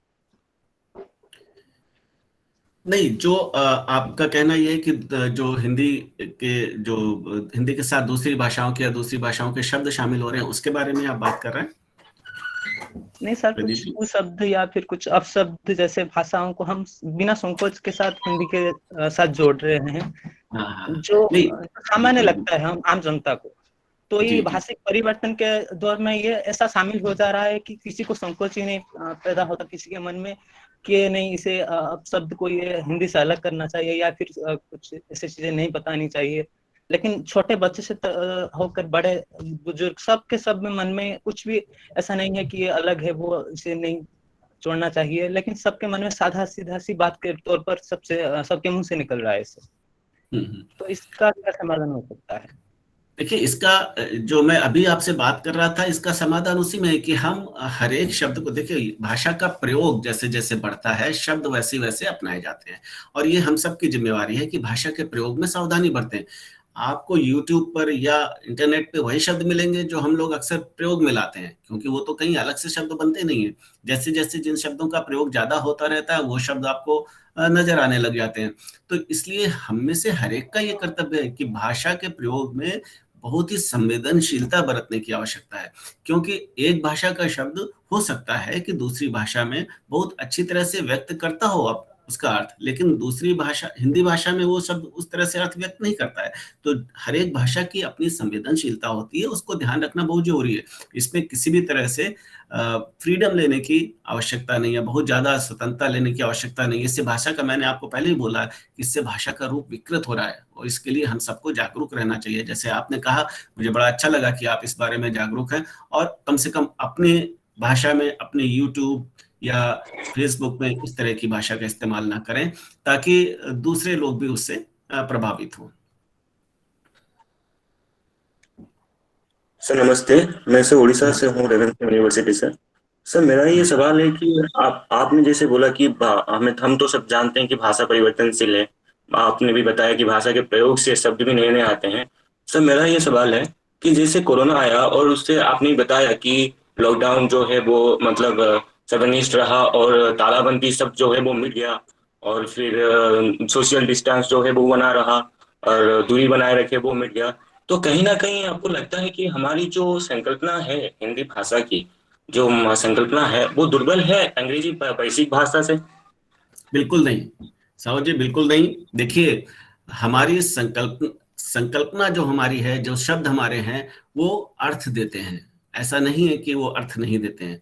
हमारी किसी भी संकल्पना को उठा के आप देख लीजिए, वो अर्थ देते हैं, इसलिए उनको उनकी संकल्पना ज्यादा अच्छी है। लेकिन ये जो भाषा हम लिख रहे हैं, ये अनुवाद की भाषा है। ये वहां से आई हुई नहीं है, केवल वहां से आई हुई नहीं है, ये अनुवाद भी है उसका। अब तालाबंदी जो है उसको क्या बहुत समय से चला आ रहा था, लेकिन संकल्पना दुर्बल नहीं है। मैंने आपको जो पहले बताया, हमारी मानसिकता दुर्बल होती चली जा रही है। हम ये देख नहीं रहे हैं कि हमारे पास ये शब्द हैं पहले से, तो हम इनका प्रयोग क्यों ना करें। अगर वो अर्थ नहीं दे रहे हैं तो अलग बात है, या हम अंतर्राष्ट्रीय स्तर पर उनको प्रयोग करने की सोच रहे हैं तो एक अलग बात है, क्योंकि अभी भी अंतर्राष्ट्रीय स्तर पर आधिकारिक भाषा के रूप में हिंदी नहीं आई। लेकिन ये हिंदी की संकल्पनाओं की दुर्बलता नहीं है, ये हमारी मानसिक दुर्बलता है और इसी से हमें उबरना है। जी सर, धन्यवाद। तो सर हम ये मान सकते हैं कि हम हमारे मानसिक संकल्पना के साथ इसको बदलाव में ला सकते हैं? बिल्कुल बिल्कुल, जरूर ला सकते हैं। और सबसे बड़ी जो जरूरत है आज उसी की है। हमारे पास सब कुछ है, जैसे मैंने आपको बताया, वैज्ञानिक साहित्य, तकनीकी साहित्य, ज्ञान विज्ञान के साहित्य, सब कुछ हमारे पास है, लेकिन उनका प्रयोग करने की मानसिकता जो है उसमें हमें मजबूती लानी होगी। धन्यवाद सर।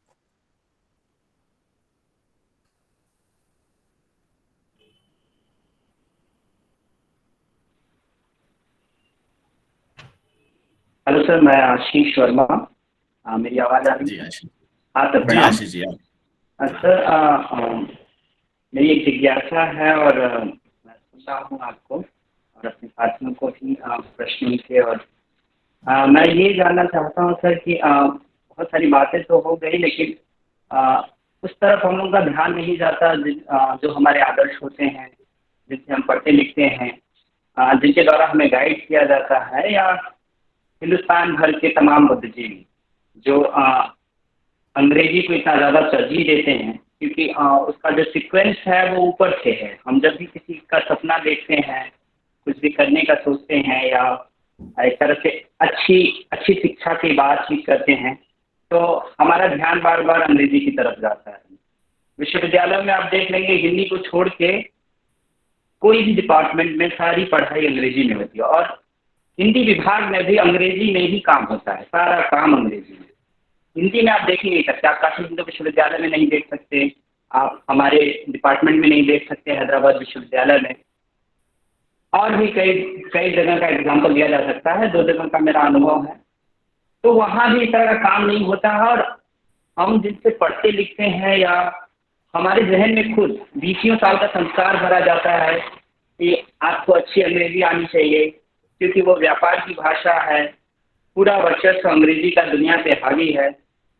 अमेरिकी जो उसका फॉर्म है, एक तरह से जो उसका ढांचा है, जो उसके व्यापार की पद्धति है, इतने गहरे से प्रवेश कर दी है कि जगह जगह कुकुरमुत्ते की तरह कॉन्वेंट स्कूल खुल गए हैं।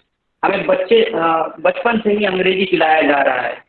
संस्कृतियां विस्थापित हो रही हैं, जैसे लग रहा है वो कहीं भेज दी जा रही है या भुला दी जा रही हैं। हम अपने आचरण तक भूल गए हैं। ऐसे समय में जब चारों ओर से हमें घेरा जा रहा हो, जैसे कोई एक खास भाषा की संस्कृति डकैती डाल रही हो अन्य संस्कृतियों में, तो जैसे लगता है कि बड़ी मछली छोटी मछली को खा जाना चाहती है।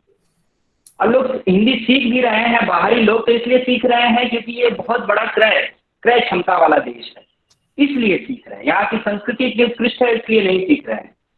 तो ये जो व्यापार का कॉन्सेप्ट है, क्या हम अपनी भावनाओं या अपनी संस्कृतियों के तहत ये भूल जाते हैं कि हमारे अपनी सरकार तक इस विषय में काम नहीं करती है कि हमें हिंदी को लेके, जैसे लगता है कि हिंदी बोलो ना, तो हकीकत में ये लगता है कि हिंदी गवारों की भाषा है, इसलिए उसे हे की दृष्टि से देखनी चाहिए।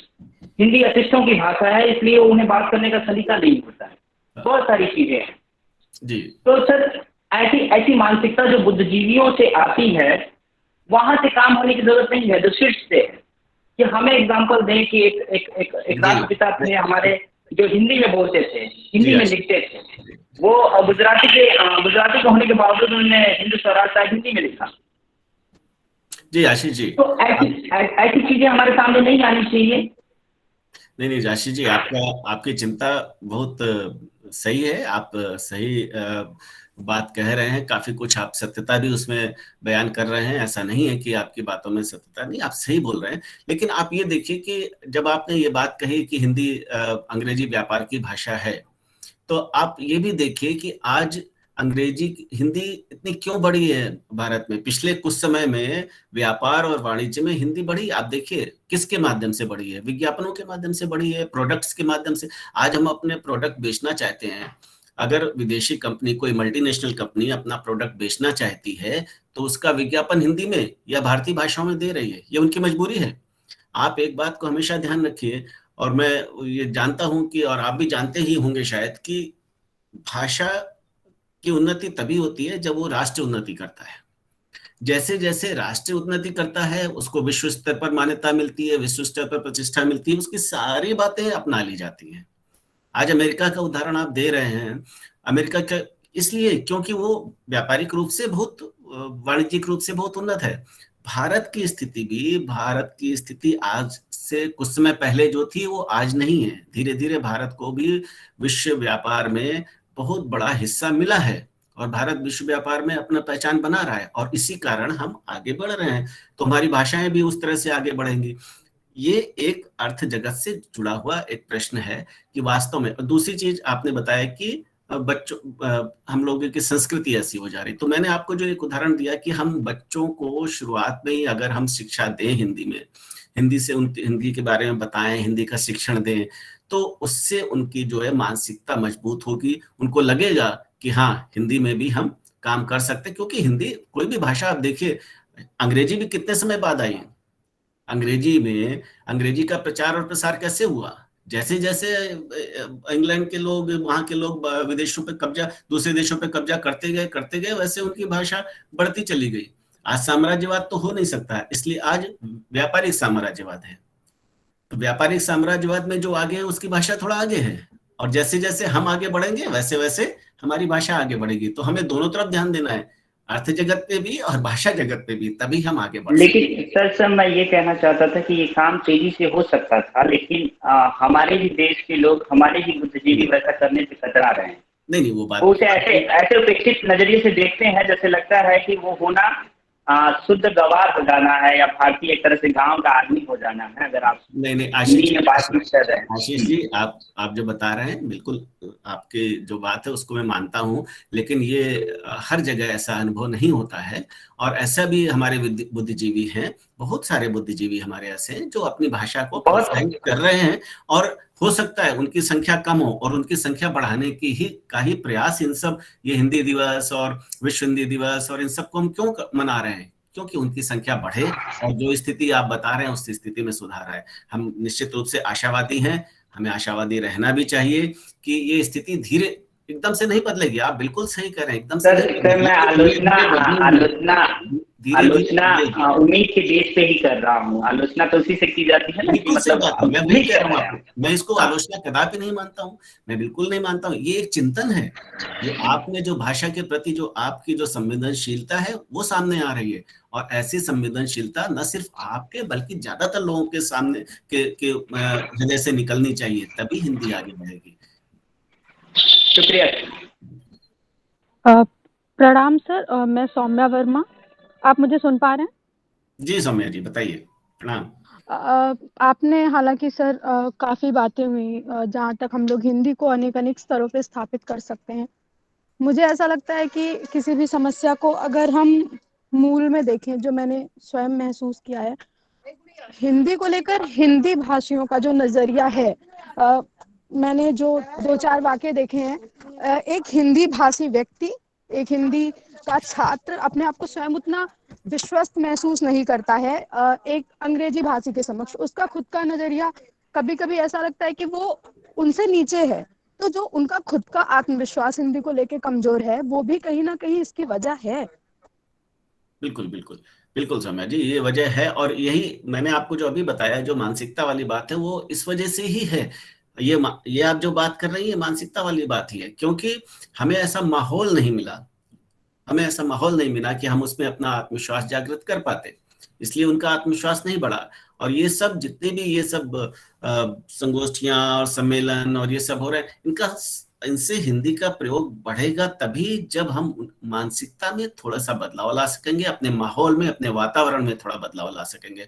और ये थोड़ा बदलाव ही इन सब आयोजनों का उद्देश्य है। मैं समझता हूँ अगर थोड़े से भी इसमें बदलाव आएगा तो ये आत्मविश्वास बच्चों का बढ़ेगा। और हिंदी भाषी की बात आप कर रहे हैं, मैं बिल्कुल आपसे सहमत हूँ। मैं हिंदी भाषी क्षेत्र में और गैर हिंदी भाषी क्षेत्र दोनों में काम कर चुका हूँ। गैर हिंदी भाषी क्षेत्रों में हिंदी में काम करने में मुझे ज्यादा आसानी रहती है, बहुत आसानी से वहां काम होता है, क्योंकि वहां पर उनको ये पता है कि हम एक भाषा सीख रहे हैं। जबकि हिंदी भाषी ये समझता है कि हम एक हिंदी जानते ही है तो हम हिंदी में काम क्या करना, हम दूसरी भाषा सीखें।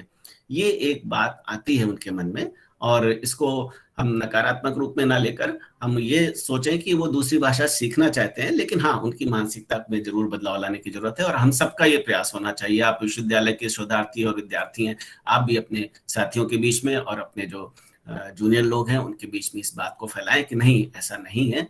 और हिंदी से भी धीरे धीरे, निश्चित रूप से तेजी से नहीं, लेकिन धीरे धीरे रोजगार के भी अवसर बढ़ रहे हैं और हिंदी एक विश्व भाषा के रूप में बनने जा रही है। जी सर, धन्यवाद।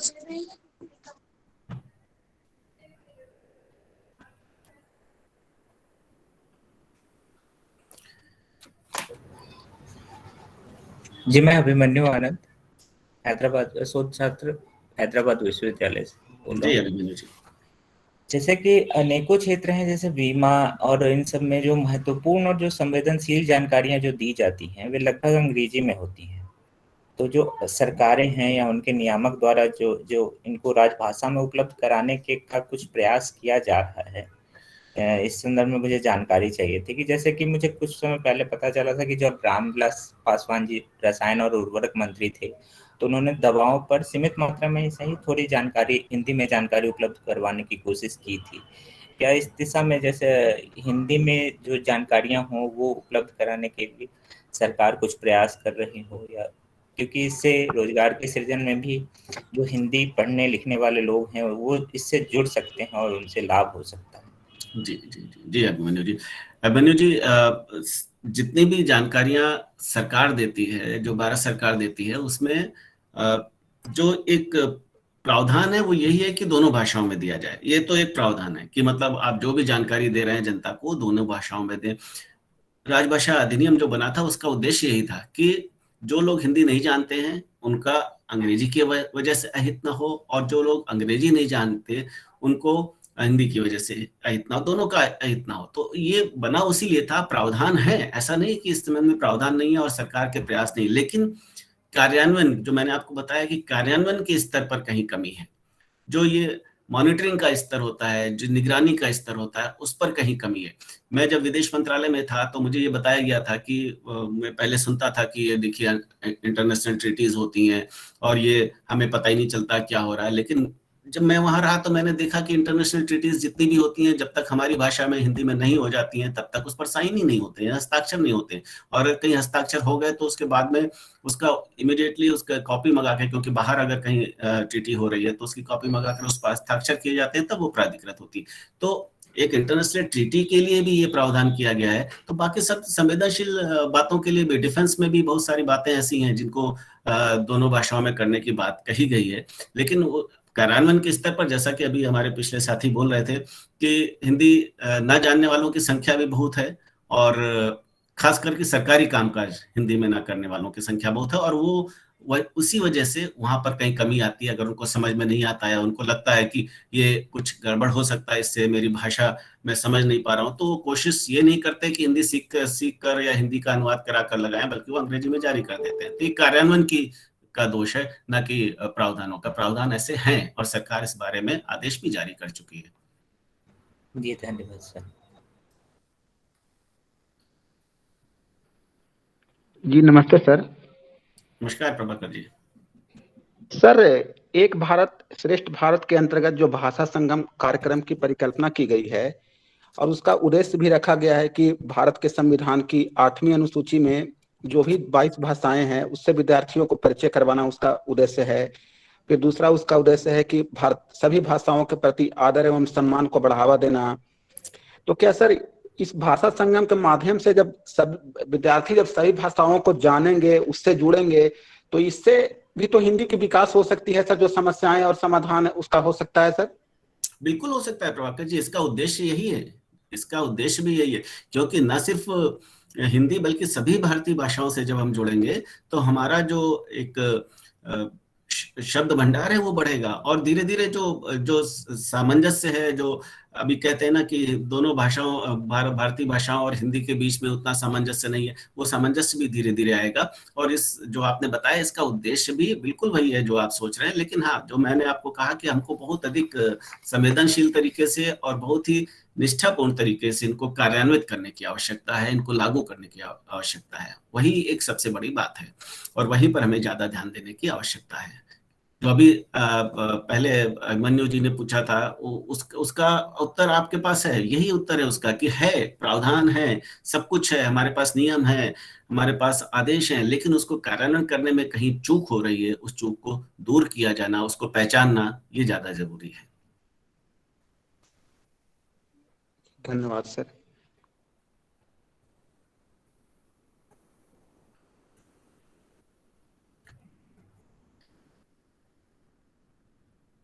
वो बिस्मिल जी ने कहा था, आपको शायद याद होगा, पढ़ा होगा आपने, कि नहीं कुछ गैर मुमकिन है जो चाहो दिल से बिस्मिल तुम, उठा लो देश हाथों पे न समझो अपना बेगाना। ये वही बात है, सब कुछ संभव है।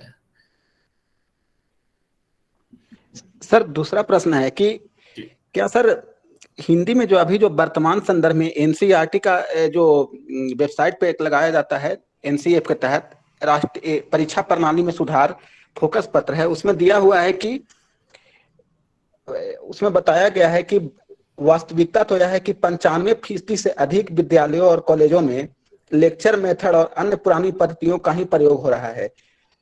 तो क्या सर जो पुरानी पद्धतियों का प्रयोग हो रहा है इसके वजह से भी हिंदी में जो अनेक प्रकार की समस्याएं उत्पन्न हो रही है और इसमें भी बदलाव होने की जरूरत है सर? जैसा कि अभी एनईपी 2020 में लाया गया है कि भारतीय भाषाओं को शिक्षण के लिए अनुभवात्मक अधिगम शिक्षण शास्त्र पर आधारित होगा। तो जब सर अनुभवात्मक अधिगम शिक्षण शास्त्र पर आधारित होगा तो निश्चित रूप से ये समस्याएं जो धीरे धीरे करके उसमें दूर होगी सर। बिल्कुल, देखिए जब जो पुरानी पद्धतियां हैं उसको जब हम छोड़कर नई पद्धतियों से आएंगे तो हमारे पास जो हमारे संसाधन है उनको भी देखना है हमें, कि हमारे पास नई पद्धतियां आजकल जो चल रही हैं, जो चाहे वो वेब से प्रशिक्षण हो, चाहे वो किसी ऐप से प्रशिक्षण हो या स्मार्ट क्लासेस हो, ये सब चीजें नई परंपराओं में शामिल हैं। लेकिन इसके लिए हमें अपने संसाधन देखने पड़ेंगे और संसाधन जुटाने पड़ेंगे। तो मुझे लगता है कि ये होगा, लेकिन संसाधनों को जुटाने की समस्या है और वो धीरे धीरे ही पूरी होगी। मुझे लगता है कुछ शुरुआत तो हुई है, लेकिन अभी उतनी आशाजनक स्थिति या तो नजर नहीं आ रही है, लेकिन फिर भी एनसीईआरटी ने शुरुआत की है और उसकी रिपोर्ट को देख के सरकार ने कहा भी है कि गांवों तक में ये स्मार्ट क्लासेस की शुरुआत की जाए। कुछ जगहों पर आदर्श रूप से आदर्श स्कूल के रूप में उसमें शुरुआत की भी गई है। तो ये समस्याएं उससे भी इन समस्याओं का समाधान हो सकता है।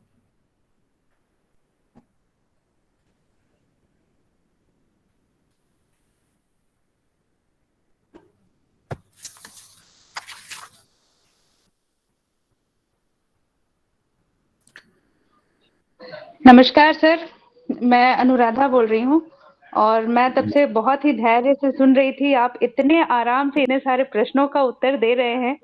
हालांकि अक्सर आपसे बातें होती हैं, जब भी बातें होती हैं बहुत सारा ज्ञान ही मिलता है, लेकिन आज बहुत सारा विभिन्न विषयों पर प्रश्नों के साथ साथ मिला और बहुत अच्छा सर आपका वक्तव्य रहा। और बहुत अच्छा लगा सर कि विद्यार्थी भी इतने उत्सुक हैं और इतने सारे प्रश्न आपसे उन्होंने अपनी जिज्ञासा को आगे बढ़ाया और आपसे बेझिझक होकर सभी प्रश्नों के उत्तर आपसे प्राप्त किए और आपने भी सबको संतुष्ट किया। बहुत अच्छा लगा सर आज इस विश्व हिंदी दिवस के इस कार्यक्रम से जुड़कर और आपको सुनना बिल्कुल सर बहुत मुझे गर्व हो रहा है कि इतने अच्छे अच्छे वक्ता भी हैं हमारे हिंदी क्षेत्र में और इतनी सारी जानकारी जो आज के युवाओं को चाहिए उन्हें मिल पा रही है। ये बहुत अच्छी बात है सर। धन्यवाद अनुराधा जी। मैं सरकारी कार्यालयों और कर्मचारियों से तो लगातार जुड़ता रहता हूँ। मेरी बहुत इच्छा थी कि मैं विद्यार्थियों और शोधार्थियों के बीच आऊं और कहीं हिंदी के विद्वज्जनों के बीच जाऊं। एक आध जगह मौका मिला मुझे और आज जो स्थिति है, जो हमारे साथी स्कॉलर्स हमारे जो हैं, शोधार्थी हैं और विद्यार्थी हैं, वो सब ने जो प्रश्न पूछे हैं उससे निश्चित रूप से लगता है कि वो सब चिंतित हैं इस बारे में। और ये जब तक हमें चिंता नहीं होगी तब तक हम उसका कोई भी उस तरफ ध्यान नहीं दे पाएंगे, उसका समाधान नहीं ले पाएंगे और ये चिंता ही हमें आगे ले जाएगी। चिंता होगी तो उसके लिए हम उसका समाधान अवश्य करेंगे। बहुत अच्छा लगा ये बात सुनकर। जी जी जी सर। और जितने विद्यार्थी आज इन विद्यार्थियों को देखकर निश्चय ही ये बात मतलब एक कहीं ना कहीं हमें ये आनंद दे रहा है कि आने वाले दिनों में हमारी हिंदी भाषा को लेकर या जैसी एक आशंका जताई जा रही थी कि इतने सारे अंग्रेजी विद्यालय खुल रहे हैं तो क्या होगा अंग्रेजी हिंदी भाषा का, क्या इसका विकास होगा, कैसे ये आगे बढ़ेगी। लेकिन जब ऐसे छात्रों को हम देखते हैं तो निश्चय ही एक बहुत ही शांति और सुकून महसूस होता है कि नहीं, भाषा सही कार्य कर रही है। और ऐसे विद्यार्थियों को जब उनके दिमाग में ये अभी वो लोग सोच रहे हैं अपनी भाषा के प्रति जागृत है, बल्कि हिंदी भाषा के साथ साथ वो अपनी मातृभाषा के प्रति भी जागृत हैं। ये बहुत बड़ी बात है कि आज हम अपनी मातृभाषा को साथ लेकर चलने की बात सोच रहे हैं, क्योंकि मातृभाषा अगर नहीं होगी तो हमें भाषा से प्रेम कैसे होगा। बिल्कुल, भाषा से प्रेम हमें तभी होगा जब हम अपनी मातृभाषा से प्रेम करेंगे। तो जी मुझे बिल्कुल मैं आश्वस्त हूँ कि हमारा हिंदी का जो विकास है वो बहुत अच्छे से हो रहा है और भाषा बहुत आगे तक जाएगी। जी निश्चित रूप से। धन्यवाद सर। जी धन्यवाद, धन्यवाद, बहुत बहुत धन्यवाद।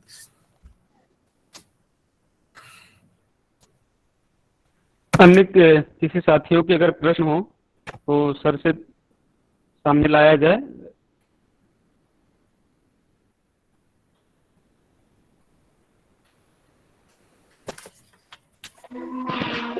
सर जैसा कि आज ऑनलाइन माध्यम से ना बहुत ज्यादा प्रसारित हो रही है चीजों, जैसे भाषाओं पर भी या फिर वो किताब यूट्यूब, मतलब सीखने सिखाने का जो माध्यम है ना वो ऑनलाइन कहीं अधिक ये कोरोना काल में वो प्रोग्रेसिव है।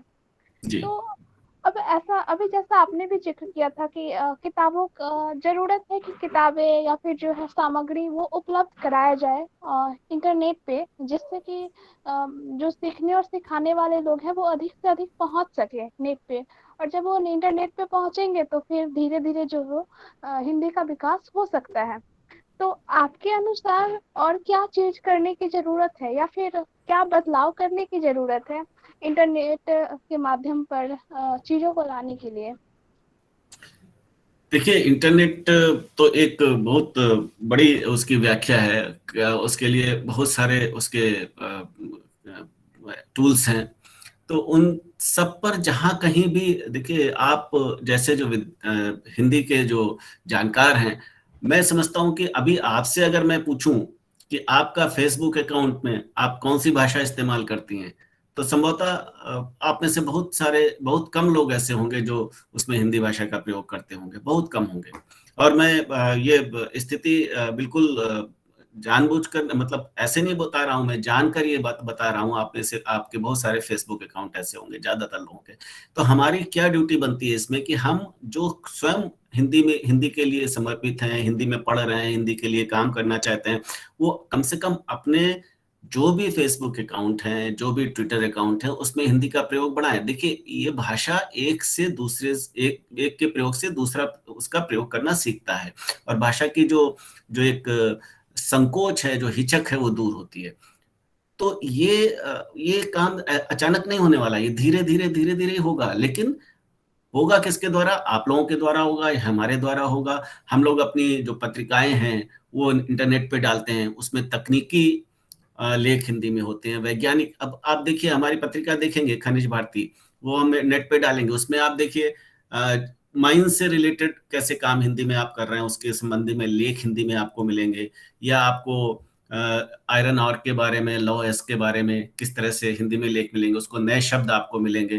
तो इस तरह से न सिर्फ आप स्वयं डालिए, बल्कि दूसरे जो संस्थाएं हैं या जो दूसरे जो अकाउंट हैं, ट्विटर अकाउंट या यूट्यूब, उसमें आप हिंदी के जो जिन लोगों ने हिंदी में डाला हुआ है, सामग्री डाली हुई है, उसको पढ़ें। उससे आपका भी ज्ञान बढ़ेगा और यूजर्स भी बढ़ेंगे। तो आप अपनी तरफ से कोशिश करिए, सब लोग अपनी तरफ से कोशिश करेंगे तो निश्चित रूप से ये बढ़ेगा। हम ये सब सामूहिक काम है, किसी एक के द्वारा नहीं होगा। और सरकार कब तक करेगी? सरकार कब तक नीति बनाएगी? नीतियां आप देखिए तो हर तरह की नीति उपलब्ध है, नीति है, लेकिन वही मैं बता रहा हूं, हम सब साथ में मिलकर काम करें तो ये काम भी असंभव नहीं है। सर, अगर आज हम देखें ना कि फेसबुक कहीं ना कहीं एक ना छोटा ही माध्यम, लेकिन है वो बहुत ही इम्पोर्टेंट रोल प्ले कर रहा है। बिल्कुल।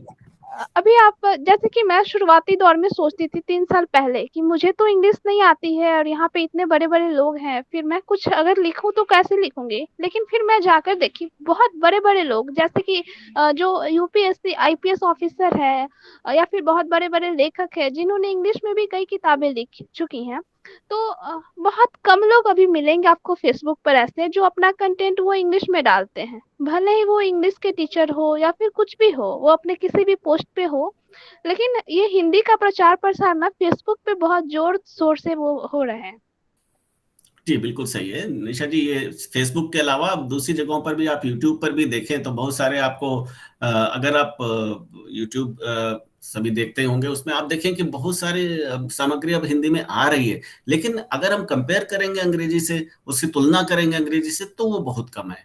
इसलिए मैं बार बार ये कह रहा हूँ कि आपने जो भी शोध ग्रंथ लिखा है, जो भी शोध किया है, जो भी आपने लेख लिखा है, वो यूट्यूब पर या इन सब में हिंदी में डालें, जिससे कि उसकी लोग पढ़ें उसको, और पढ़ेंगे तो वो भी डालेंगे हिंदी में। क्योंकि उनको अभी हिचक है कि हम हिंदी में करें कि ना करें, कोई पढ़ेगा कि नहीं पढ़ेगा, हमारे फॉलोअर्स बढ़ेंगे कि नहीं बढ़ेंगे। तो ये काम हम सबको मिलकर करना है। मेरे कहने का जो अभिप्राय है वो यही है कि हम सबको मिलकर ये काम करना है, और जो भी हिंदी जानता है उसको ये करना है, और उस तक ये बात पहुंचानी है कि आप हिंदी में अपने पोस्ट डालिए।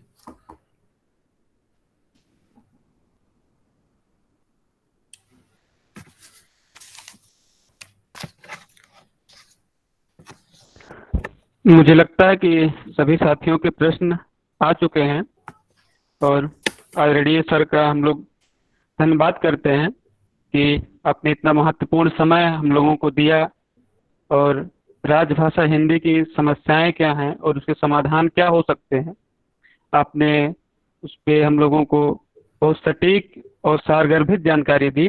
और हम लोगों के मन में जो प्रश्न थे उसको आपने बहुत अच्छे से रेखांकित करते हुए हम लोगों के जो मन में चल रहा था इतने देर के व्याख्यान के बाद, आपने संतुष्ट किया। और इसी के साथ साथ हिंदी विभाग हैदराबाद विश्वविद्यालय आदरणीय विभागाध्यक्ष राजेंद्र पाठक सर को भी बहुत बहुत धन्यवाद। उन्होंने ऑनलाइन माध्यम से आज विश्व हिंदी दिवस के अवसर पे ये आयोजन कराया, और हम लोग आपको सुन पाए, उन सभी विचारणीय और प्रेरक बातों को जान समझ पाए, इसके लिए बहुत बहुत धन्यवाद। हम उम्मीद करेंगे कि अगले वर्ष जब हम लोग जुड़े किसी ऐसे कार्यक्रम में जो विश्व हिंदी दिवस के अवसर पे हो रहा हो, तो इस कार्यक्रम में ऐसे बहुत सारे विदेशी गैर हिंदी भाषी लोग जुड़े हैं जो हिंदी को जान चुके हों, समझ चुके हों, और हम लोग अपनी जो मानसिकता है वो उसको और उच्चता पे ले जाएं, इस स्थिति में हम लोग पहुंच चुके हों। और जैसे आपने भी संकेत किया कि भाषा केवल संवाद का माध्यम है, ज्ञान का अभिप्राय नहीं है। तो ज्ञान का अभिप्राय नहीं है, ये हम लोग छात्र जो है, जो शोधार्थी हैं, जो विद्यार्थी हैं, जो आम जन हैं, हम लोग उसको समझ पाए, महसूस कर पाए और अपने आप को उससे जोड़ पाए। आपने हम लोगों को एक ऊर्जा दी, आप निरंतर हिंदी के उन्नयन के लिए प्रयासरत हैं और आपको देखकर हम लोग और ज़्यादा ऊर्जान्वित हो रहे हैं कि हम लोग जो है ऐसा कर पाएंगे। इसी के साथ हम लोग व्याख्यान को यहीं समाप्त करते हैं। आप सभी विद्यार्थियों का, शोधार्थियों का जो इस कार्यक्रम में जुड़े रहें और अपने प्रश्नों के माध्यम से इस व्याख्यान को और रुचिकर और विचारणीय बनाएं, इसके लिए आप सभी का धन्यवाद। बहुत बहुत धन्यवाद आप सबको।